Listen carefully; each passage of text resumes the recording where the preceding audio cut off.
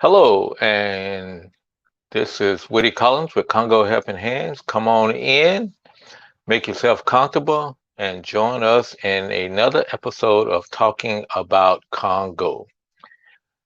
Today's topic, we're going to be talking about remote and distant learning. You know, it's a big discussion here in the United States on kids going back to school and what they're not doing at home, and what they're missing out by not being in school. However, that is not the reason I brought this up. I had read an article on UNICEF website, and they had was talking about the in Nigeria, one of the girls who was not going to school and how the government and everyone had started broadcasting school over the radio, and she had a radio and she was being able to learn and continue her education because of being able to access her school through radio. So I thought about that and I thought, boy, early on, I had heard that Congo, during the early parts of the pandemic, they were using radio, I think mostly for church services and things like that. And I immediately put out a question to people and said, hey, do we have anyone that is using this radio or any other type of way to educate the children? Because the children in Congo have not been in school since before the holidays break, the Christmas break. Uh, the colleges started last Monday, and so there was some anticipation that the primary and secondary schools would start back today. Basically, that's K through 12. However, they did not start back today. And immediately I started thinking about, gee, what can we do in lieu of in-person meetings? And how can we get these kids at least studying and trying to improve and keep in touch with their education? One of the things that we had been doing, we had been, which is kind of mixes into this, is we had been studying the use of the Raspberry Pi for education. The Raspberry Pi is a small uh, microcomputer. Actually, it's a computer that's on a board that you can use to just like a phone if you add enough components to it, but it's basically stripped down, and I think the cost is around $50 to $60 for a Raspberry Pi, and you can add all kind of different components on it. I've used one before, and you can program them just like you do a computer. My daughter, she has one that runs her board that basically goes out, checks her calendar, pulls everything in from the calendar so that everybody can look at the schedule for the day. So there'll be no, if they have to go to a dentist appointment, they know that there's a dentist appointment, and so everybody can keep track of what's the schedule for the day.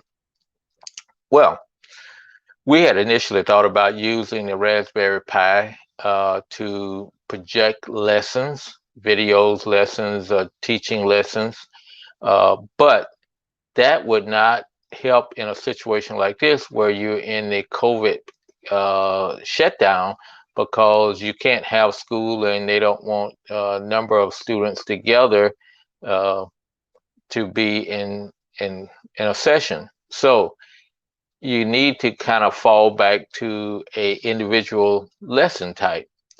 So we had thought about the these lessons, and uh, and I thought, okay, well, let's look at using the Raspberry Pi for remote and distant learning.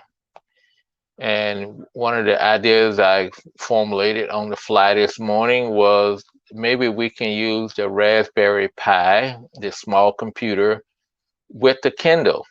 Kindle can be used as a laptop, and the Raspberry Pi can be used as a internet source. You can store, say 10 lessons on there for kids, and but you only give them one lesson at a time after they've completed that lesson, and then they can download a new lesson.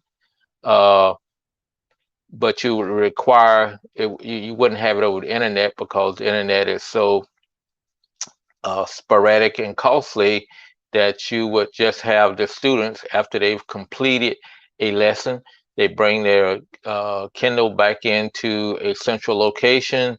It grades their exams, and then if they've passed, it will upload a new lessons and a new exam on there so that they can continue to go lesson by lesson by lesson. And also you can monitor whether a student is doing it, whether they've completed the lesson, and if you haven't seen them in a couple weeks, a month, then you go after them to look to see what was going on. So it has some advantages and things, and then there has been some use of a Kindle with the Raspberry Pi. So there is some, it's not totally new, but it needs to be researched to kind of see how things would fit out. So that's kind of the idea of individual learning that will help students individually, just like in the case of the radio.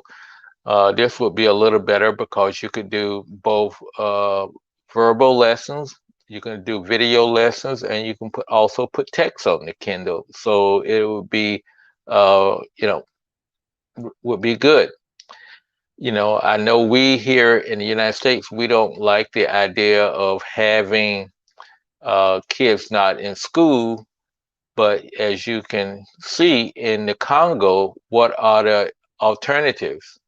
You do not have the luxury of a hybrid system, or doing it off the internet. It's either at now the kids are out of school and there is no way for them to do it, so we need to try to give them some type of technology that they can continue on with their education. So if anybody is interested or have an idea about how this can be improved, please contact me, drop your name, drop a message to me. But we're going to be exploring this because we don't know how long this pandemic is going to be in effect over in the Congo. Plus, it will give the students an opportunity to be able to continue to learn at a self-paced rate, even when school is going on. Right now, they don't have books, and you can put books on the Kindle and everything. So it would can be used not only during this time of pandemic, but throughout the their life. So that's why we're really considering it. And we'll like, your comments to see what you think about it. As you know, a Kindle only runs about $64. The Raspberry Pi about $60. So you may be talking about $120 that you can outfit a student, or in the case of a family, the whole family can use it, or students could use it, because it can have not only one student's lessons on there, but multiple student lessons on there. So thank you all for stopping by today, but that's what I had on my mind and what I want to kind of work toward. Like I say, please drop me some comments, what you think about it, and we will talk with you tomorrow for another episode of Talking About the Congo. Thank you so much, and we will see you then. And in the meantime, take care of yourself and take care of your family, and we will see you tomorrow.